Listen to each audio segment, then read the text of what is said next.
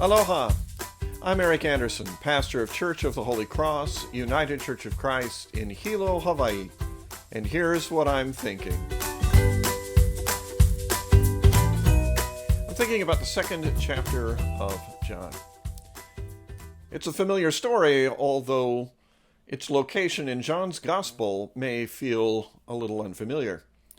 Matthew, Mark, and Luke place this story, in fact, during Holy Week, during the last week of Jesus' life, during Jesus' only visit in those Gospels to Jerusalem.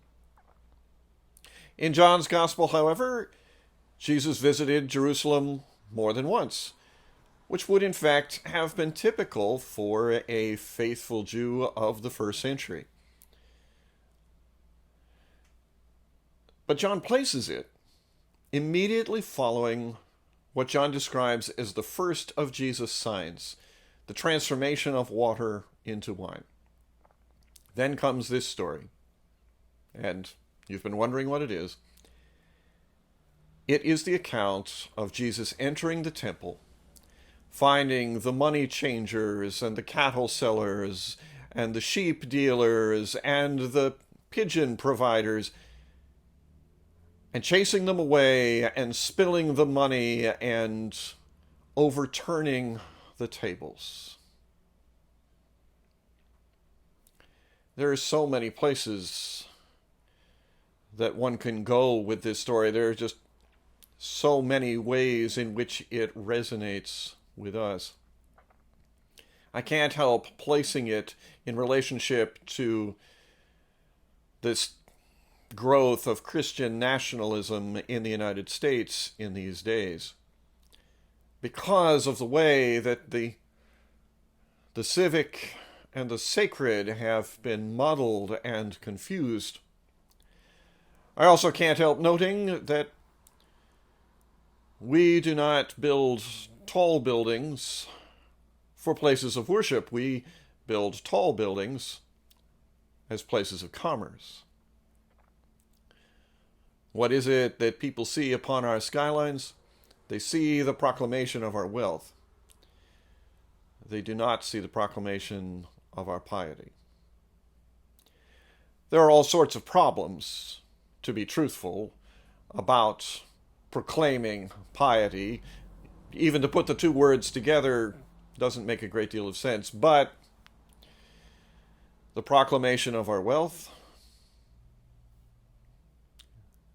that has even greater problems, doesn't it? So what are we to do with this story?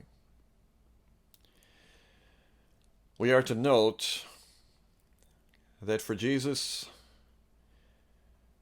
there is a first principle of the sacred. That the worship of God, the relationship with God, that is primary. It is not to be adulterated by, it is not to be distracted by, it is not to be hidden by the mechanisms of commerce, convenience, and certainly not nationalism.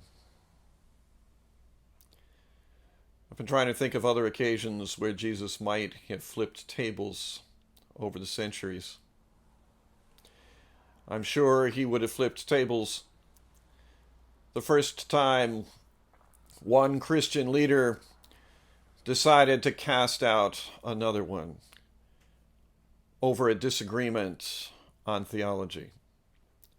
I'm sure that Jesus would have flipped tables the first time a Christian emperor decided to use force against people who didn't believe in the same way. I think that Jesus would have flipped tables the first time a Christian leader decided to take bribes in order to pray for the soul of somebody who's departed.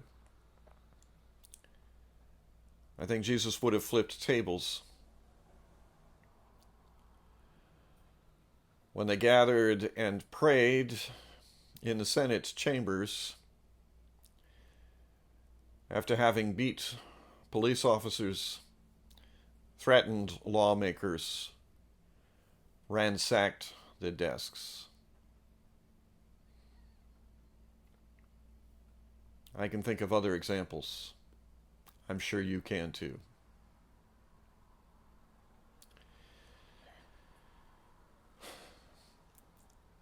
It's worth asking whether Jesus' actions on that day reflected the wrath of the human Jesus or the wrath of God.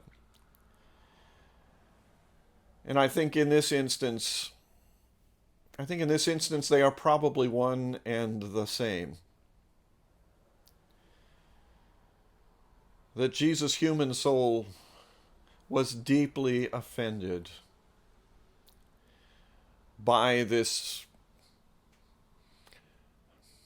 covering that hid God's compassion and grace. And that God also was angered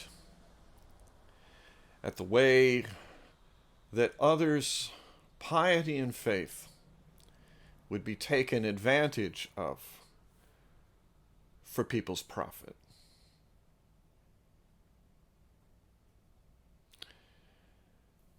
May we refrain from doing the same. That's what I'm thinking. I'm curious to hear what you're thinking. So send me an email or leave me your thoughts in the comments section below. I'd love to hear from you. From Church of the Holy Cross, UCC in Hilo, Hawaii, that's what I'm thinking.